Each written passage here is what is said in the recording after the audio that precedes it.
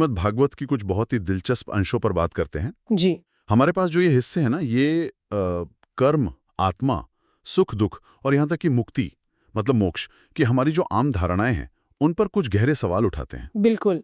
तो देखते हैं कि ये विचार हमारी जो समझ है सांसारिक सुख की या स्वर्ग के सुख की, उसको कैसे परखते हैं। हाँ, ये काफी सोचने वाली बात है इसमें। तो शुरू करते हैं एक बिल्कुल बुनियादी सवाल से जो इन अंशों में उठाया गया है। सवाल ये कि अगर आत्मा, कर्म और समय ये चीजें नित्य हैं, मतलब हमेशा से हैं और हमेशा रहेंगी, तो फिर ये जन्म मरण का जो चक्कर है, इससे छुटकारा मतलब मुक्ति, वो कैसे संभव है? क्योंकि अगर सब कुछ हमेशा ऐसे ही रहना है, सही बात है। तो जन्म और मृत्यु का सिलसिला भी तो फिर हमेशा चलता ही रहेगा ना, रुकेगा कैसे? बिल्कुल सही सवाल उठाया आपने। यहाँ तर्क ही यही दिया जा रहा है कि अगर हम आत्मा को नित्य मान लें, हमेशा रहने वाला, और इस जन्म मृत्यु के चक्र को भी सच मान लें और हमेशा चलने वाला माने, हाँ, तो फिर मुक्ति की बात ही कहाँ टिकती है? सोचिए, अगर ये शरीर, दुनिया के पदार्थ और ये समय, ये सब हमेशा रहेंगे, तो इनसे जुड़ी जो अवस्थाएं हैं जैसे जन्म और मृत्यु, वो भी तो हमेशा रहेंगी। उनसे पीछा कैसे छूटेगा फिर? ये तो सचमुच सोचने वाली बात है। मतलब अगर सब कुछ परमानेंट है, तो फिर इस साइकिल से बाहर निकलने का रास्ता है कहाँ? और इसी से जुड़ी एक और बात है, एक और तर्क दिया गया है। अच्छा। ये अंश कहते हैं कि जो जीव है, मतलब कर्म करने वाला और सुख दुख भोगने वाला, हाँ। वो असल में स्वतंत्र नहीं दिखता, परतंत्र नजर आता है। परतंत्र मतलब अपनी मर्जी का मालिक नहीं, जैसे वो कर्मों के या हालात के बस में हो। तर्क ये है कि अगर जीव सच में स्वतंत्र होता, बिल्कुल अपनी मर्जी चला सकता, तो वो जानबूझकर दुख क्यों झेलता भला? हाँ, ये तो है, कोई खुद से दुख तो नहीं चाहेगा। कोई भी नहीं चाहेगा। तो ये स्वतंत्रता पर ही सवाल है। ये वाकई बड़ा दिलचस्प नुक्ता है कि हम शायद खुद को जितना स्वतंत्र समझते हैं, उतने हैं नहीं, कर्मों के अधीन हैं। और ये बहस सिर्फ आत्मा की स्वतंत्रता तक ही नहीं है ना? कर्म करने की जो कुशलता है, उस पर भी सवाल है। हाँ बिल्कुल। एक और आम धारणा को चुनौती दी गई है यहाँ पर। वो क्या? हम अक्सर सोच के ना कि जो लोग अपना काम अच्छे से करना जानते हैं, मतलब कर्म करने में बड़े कुशल हैं, माहिर हैं, हाँ, कि वो सुखी रहते होंगे। वही। लेकिन इन अंशों में कहा गया है कि ऐसा जरूरी नहीं है।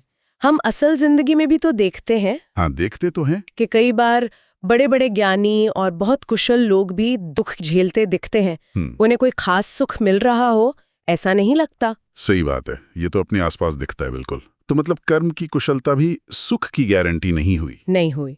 और अगर चलिए मान भी लें कि लोगों को सुख पाने और दुख मिटाने के तरीके पता हैं, तो भी एक बहुत बड़ी सच्चाई तो अपनी जगह खड़ी है, मौत। बिल्कुल। ये अंश एक बहुत ही तीखा सवाल पूछते हैं। क्या? कि मान लीजिए किसी को पता भी हो कि सुख कैसे पाना है और दुख कैसे दूर करना है, पर क्या उसे ऐसा कोई तरीका पता है जिससे मौत उस पर असर न कर सके? मुश्किल सवाल है। क्या कोई हमेशा के लिए जीने का नुस्खा जानता है? और जब मौत सामने खड़ी हो, तब दुनिया की कौन सी चीज इंसान को खुशी दे सकती है? कोई नहीं शायद। वो उदाहरण बहुत सटीक है इसमें। जिस इंसान को फांसी देने के लिए ले जा रहे हों, हाँ। क्या उसे फूलों की माला पहना दें या महंगा इत्र लगा दें या उसके दोस्त आकर मिल लें, तो क्या उसे कोई सुकून मिलेगा? नहीं, बिल्कुल नहीं। बिल्कुल नहीं। तो इससे पता चलता है कि दुनिया का जो सुख है, वो कितना क्षणिक है, कितना नाकाफी है। तो दुनिया का सुख तो अधूरा है, ये बात तो साफ हो गई। पर स्वर्ग के बारे में क्या? अक्सर ये माना जाता है कि अच्छे कर्म करो तो स्वर्ग मिलेगा, जहां स्थायी सुख होगा।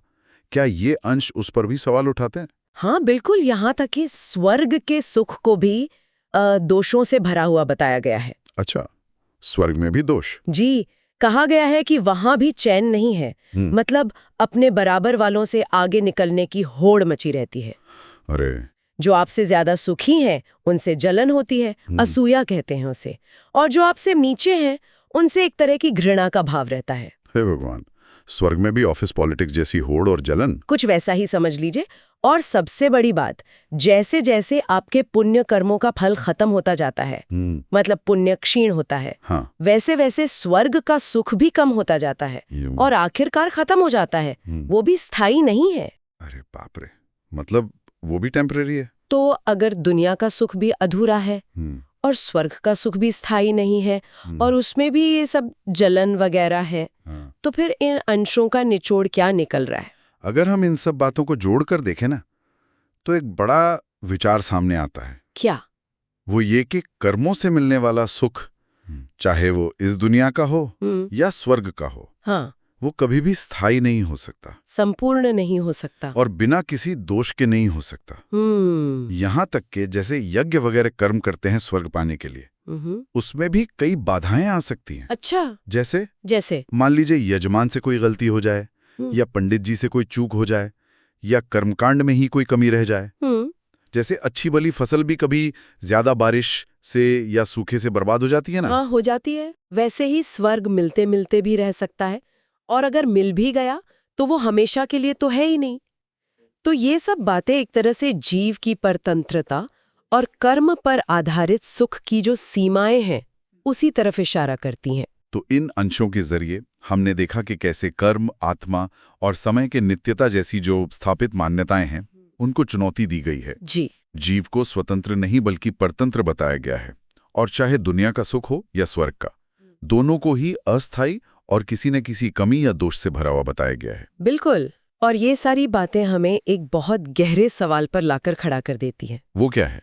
कि अगर कर्म और उससे मिलने वाला हर तरह का सुख, चाहे वो कैसा भी क्यों ना हो, अगर वो स्थायी नहीं है, अधूरा है, दोषों से भरा है, तो फिर इन अंशों के नजरिए से देखें तो असली स्वतंत्रता या सच्ची स्थायी शांति आखिर है क्या? उसका स्वरूप कैसा हो सकता है? ये एक ऐसा सवाल है जिस पर सोचने के लिए ये अंश हमें छोड़ जाते हैं। वाकई एक बहुत गहरा सवाल है ये।